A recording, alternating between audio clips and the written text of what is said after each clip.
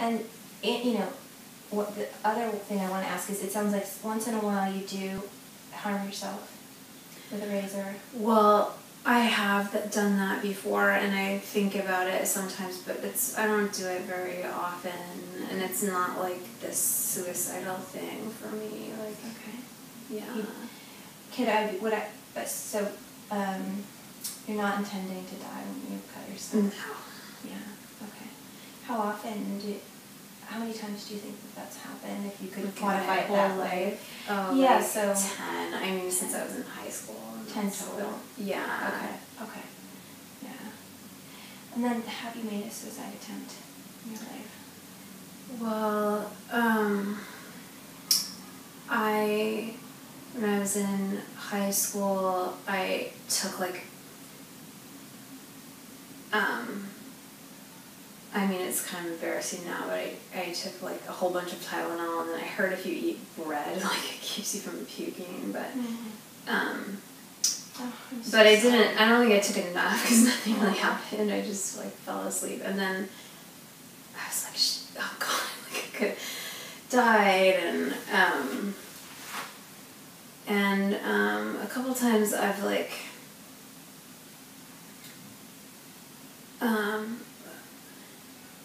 just done stupid stuff, you know, drank a lot with medicines when they say no alcohol, and I've thought oh, maybe it'll be too much and I'll just die, but never you know, I've heard they have websites where you can learn exactly and make contracts, and I've never done that serious, so I mean, I don't know if that's a real suicide thing or a cry for help or what, but and I think it's really helpful. What you're telling me is really helpful for me, just to kind of understand what it's looked like for you. In high school, there was a time when you did take pills and intend to die. Yeah. And then there have been several other occasions where you were not not intending, but kind of okay if that was the outcome. Maybe not okay is the right word, but sort of no, thing. I think it would have been okay. It was kind of maybe I will, maybe I won't. Maybe, you know, God will just, I don't know. It's mixed up in my mind, and that was always when I was drinking, or yeah. So, but the high school one, I mean, I did it in a place I, you know, was I you know, sent a message to somebody saying this is Ed, and I literally I had to go to this therapist, and the therapist was well, you didn't really want to die, and you wanted attention. So I don't know. It's one of the reasons I don't always tell people when I'm feeling or thinking about that, because I don't want to come off I'm just, you know, being drunk, you know, whatever. It's just I don't know what was going on, but I can't imagine that. It sounded like you needed a lot more support at the time, and you weren't getting it. Yeah, I think that's right. Yeah. Right now, so last month or so, have you taken any steps towards preparing for suicide? Writing a note? No. Buying a gun? Oh, no. I don't even know how to use a gun. Great. What about collecting pills? So you mentioned sleeping pills.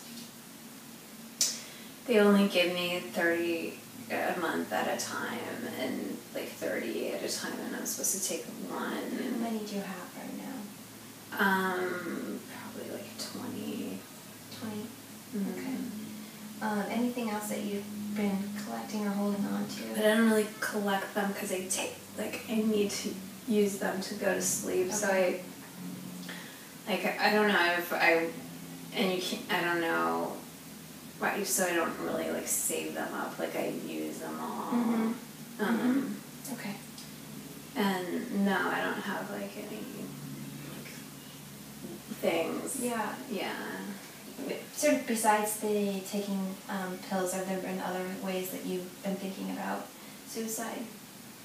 No, every once in a while, be driving and think oh, I could just drive my car off the, you know, edge of the freeway. But I think sometimes I think that when I'm not feeling this bad too. I don't know.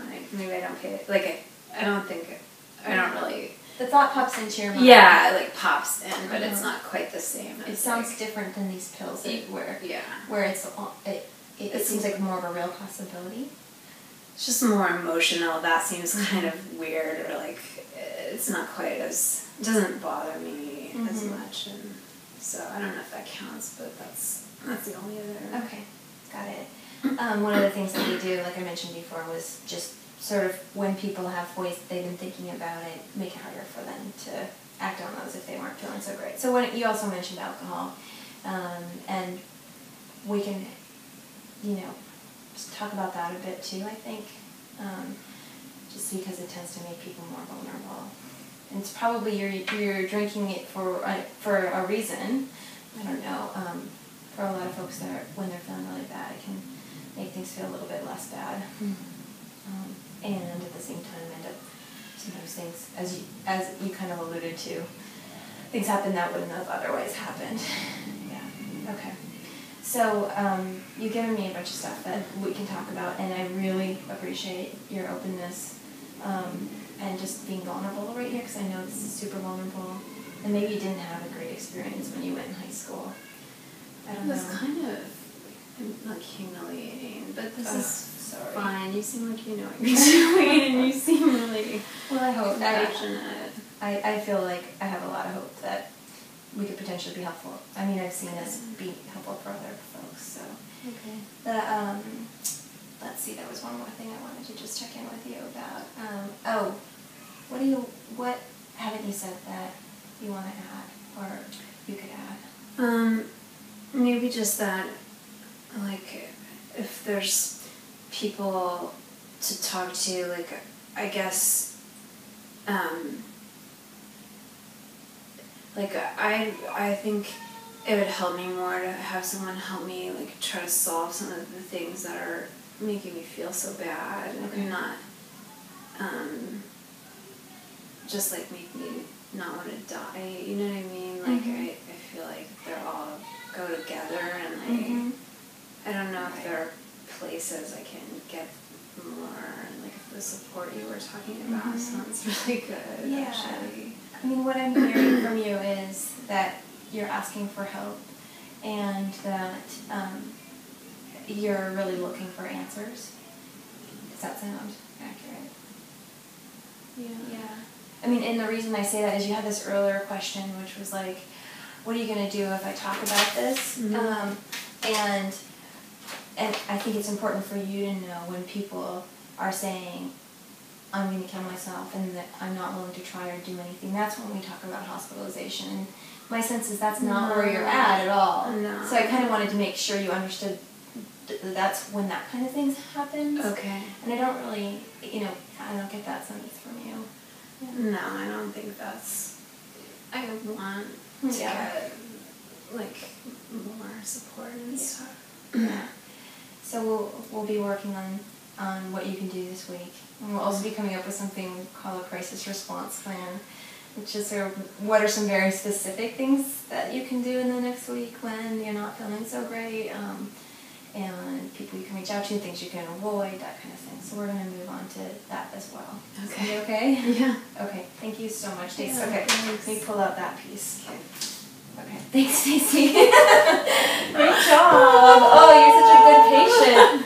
This is Stacey Shaw Welch.